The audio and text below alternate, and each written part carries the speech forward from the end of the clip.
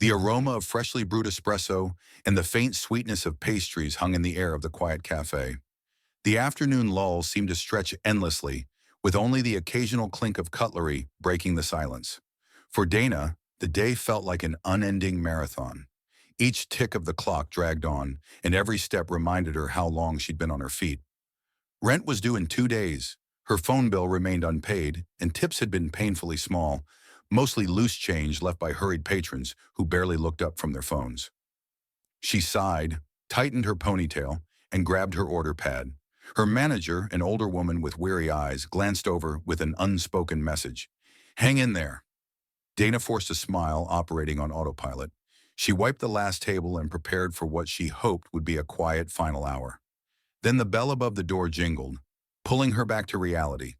A tall, lean young man stepped inside, his plain shirt and slacks giving him an air of effortless poise. Two men followed closely, their sharp gazes sweeping the room. Dana froze for a moment, pen poised above her pad. The cafe wasn't a place where high-profile guests were expected, and the young man's subtle but undeniable presence set her nerves alight. Taking a deep breath, she approached his table. "Good afternoon," she said, mustering her best professional smile. "Can I get you something to start?" The young man looked up, and Dana nearly forgot how to speak. His face was strikingly familiar. Then it clicked. Barron Trump, son of the former president. Her heart quickened, but she reminded herself to stay calm. He was just another customer, she told herself. "I'll have a cappuccino and one of those croissants," he said softly, his tone polite but reserved. "That'll be perfect." "Thank you." Dana nodded, scribbling the order before retreating to the counter.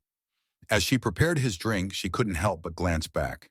He sat quietly, his posture relaxed but composed, staring out the window with a contemplative expression. Unlike most patrons, he wasn't glued to a phone or laptop. There was a stillness about him that both intrigued and unnerved her. With the cappuccino and croissant ready, Dana carefully carried the tray to his table. "Here you go," she said, setting the items down. He looked up with a faint smile. "Thank you. You're welcome. Let me know if you need anything else." As she walked away, she felt his gaze linger, though it wasn't intrusive, just curious. Minutes passed, and Dana busied herself with cleaning tables. Out of the corner of her eye, she noticed Barron pull a pen from his pocket, scribbling something on the receipt. He folded the paper neatly, tucked it beneath the empty coffee cup, and stood to leave. "Thank you for coming," she called softly as he walked past. He turned slightly and smiled. "Have a good day." The bell jingled as he exited, leaving the cafe quieter than before. Dana exhaled and approached his table to clear it. As she picked up the receipt, she unfolded it and froze. At the bottom beneath the total was a tip that made her knees go weak. 4 figures. Above it, in neat handwriting, was a note. "Your kindness and hard work don't go unnoticed. My family has been where you are. Stay strong. Brighter days are coming." Her hands trembled as she read the words again, slower this time. Hot tears welled in her eyes, and she sank into the chair across from where he had sat. It wasn't just the money, it was the message, the unexpected acknowledgement of her struggles. For the first time in months, she felt truly seen. Her manager approached, concern etched on her face. "You okay?" she asked. "What happened?" Dana managed a shaky laugh, holding up the receipt. "Corner table. That was Barron Trump." Her manager's eyes widened. "The Barron Trump?" Dana nodded, showing her the note. Her manager read it and exhaled softly. "Wow, that's incredible." Word spread quickly. By the end of her shift, co-workers and customers alike whispered about the generous tip and heartfelt note. Dana tucked the receipt into her pocket, feeling protective of its significance. It wasn't just a viral moment. It was a deeply personal gesture. The next morning, her phone buzzed incessantly. Headlines like, "Barron Trump leaves Waitress," "Touching note and huge tip," dominated the news. Her heart raced as she read the comments. Strangers debated her story, and the note had gone viral. By the time she arrived at work, reporters were stationed outside the cafe, eager for a statement. The attention overwhelmed her. She hadn't asked for this spotlight, but she couldn't deny the impact the story was having.